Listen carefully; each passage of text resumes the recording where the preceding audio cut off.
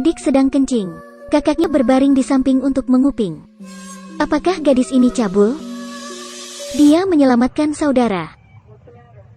Kakak dan adik terbangun dari ruang rahasia yang gelap. Mereka tidak tahu di mana mereka berada. Hanya ingat bahwa mereka diusir belum lama ini. Di sini ketika mereka bangun, seluruh ruangan seperti ember besi. Bahkan tidak ada jendela. Pintunya bahkan terkunci rapat. Hanya ada sepotong roti dan selokan bau di depan mereka. Mereka diculik. Adiknya ingin buang air kecil karena takut. Adiknya berjalan ke parit. Adikku memperhatikan parit.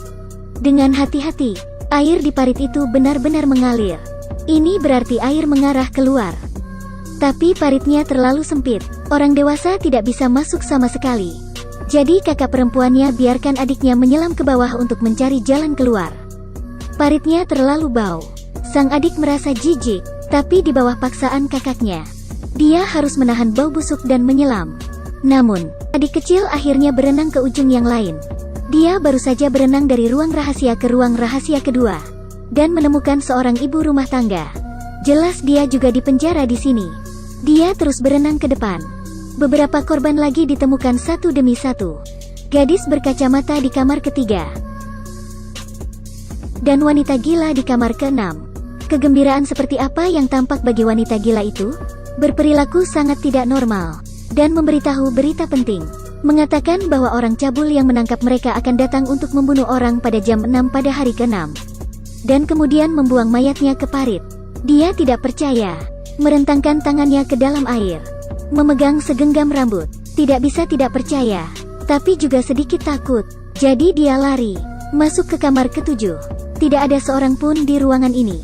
Pada saat yang sama ia mencapai akhir. Tidak bisa maju.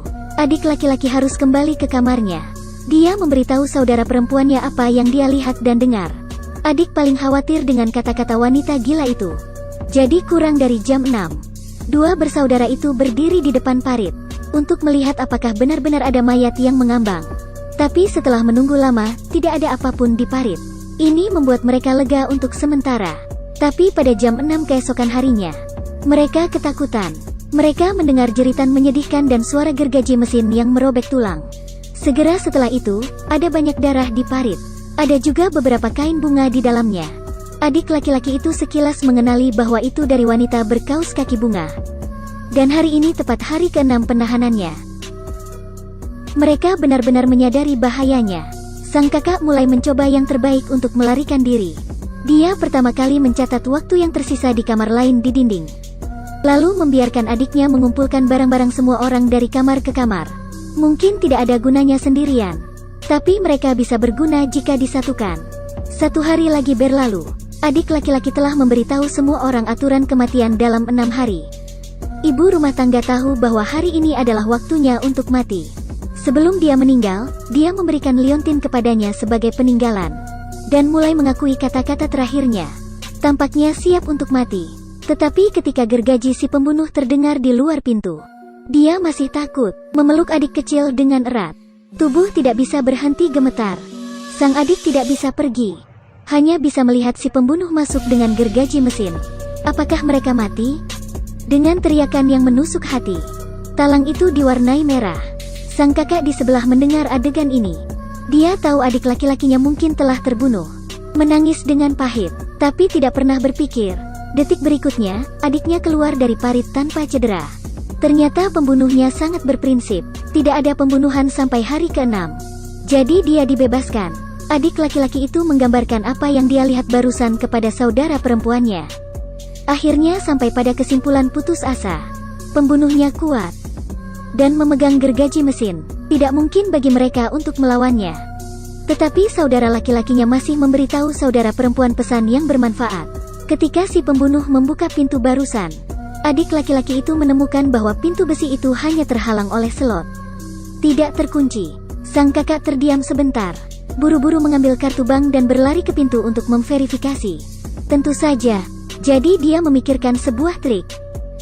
Sudah waktunya bagi mereka untuk mati. Sang kakak menggunakan karet gelang. Memecahkan satu-satunya cahaya di ruangan. Membuat ruangan benar-benar gelap. Dan ketika pembunuh memasuki ruangan, buru-buru menuangkan semangkuk air padanya untuk menarik perhatian. Lalu dia menahan adiknya di belakang dengan erat, seperti postur untuk melindungi adik laki-lakinya. Tapi kakak perempuan lebih ingin melindungi adik laki-laki, membuat si pembunuh ingin membunuh kakaknya di depannya. Melihatnya perlahan berjalan, mengangkat gergaji dan langsung mengayunkannya. Sang kakak menghindar dengan cepat.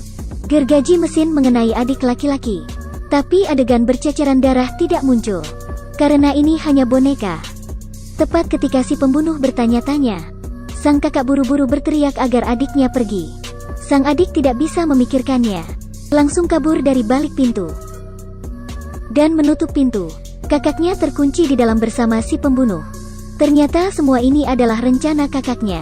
Dia diminta kakaknya untuk meminjam mantel semua orang terlebih dahulu, membuat orang palsu untuk berpura-pura menjadi adik laki-laki, kemudian menghancurkan lampu untuk menciptakan kegelapan, mengaburkan pandangan si pembunuh. Ketika si pembunuh masuk dan membunuhnya, membiarkan saudara laki-lakinya yang bersembunyi di pintu lalu keluar dan mengunci pintunya, mengunci si pembunuh sepenuhnya di ruang rahasia. Rencana saudari itu berhasil. Dia menyelamatkan adiknya dan menyelamatkan semua orang, tapi dirinya sendiri tinggal di sini selamanya. Di dalam rumah, si pembunuh sedang menyiksa kakak perempuannya. Sang adik menangis. Kenangan yang dia miliki dengan saudara perempuannya muncul di benaknya. Kali ini, baru saat itulah dia tahu betapa kakaknya mencintainya. Judul film ini adalah Seven Rooms. Cinta keluarga seringkali yang paling mudah dilupakan. Sudah terbiasa tidak terlihat, tetapi ketika Anda membutuhkannya, itu akan selalu menjadi yang pertama berdiri dan melindungi Anda dari bahaya. Jadi tolong hargai cinta keluarga. Berbaik hatilah pada keluarga. Jangan menunggu kehilangan untuk mengetahui betapa berharganya.